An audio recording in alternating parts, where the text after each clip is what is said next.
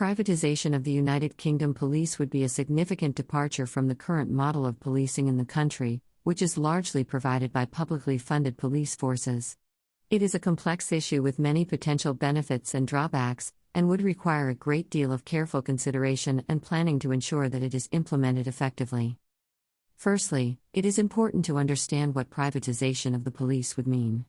At its most basic level, it would involve the transfer of responsibility for providing police services from publicly funded police forces to private companies or organizations. This could take a number of different forms, such as the complete outsourcing of all police functions to a private company, or the creation of private security firms to work alongside existing police forces. One potential benefit of privatization is that it could potentially lead to cost savings for the government. Private companies may be able to provide police services more efficiently and at a lower cost than publicly funded police forces, as they may have greater flexibility in their operations and be able to make use of newer technologies and management techniques.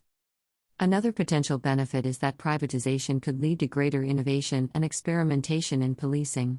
Private companies may be more willing to try out new approaches and technologies, and may be better equipped to respond to changing patterns of crime and social need. However, there are also many potential drawbacks to privatization. One of the most significant is the risk of a loss of accountability and control. If the police are no longer directly accountable to the public through the democratic process, it could be more difficult to ensure that they are operating in the best interests of society as a whole. Private companies may also be more focused on profit than on public safety, which could lead to a prioritization of certain types of crime or certain areas over others. Another concern is that privatization could lead to a two-tier system of policing, with wealthy areas able to afford higher levels of police protection than poorer areas.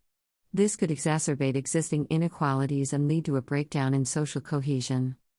There are also potential legal and ethical issues to consider.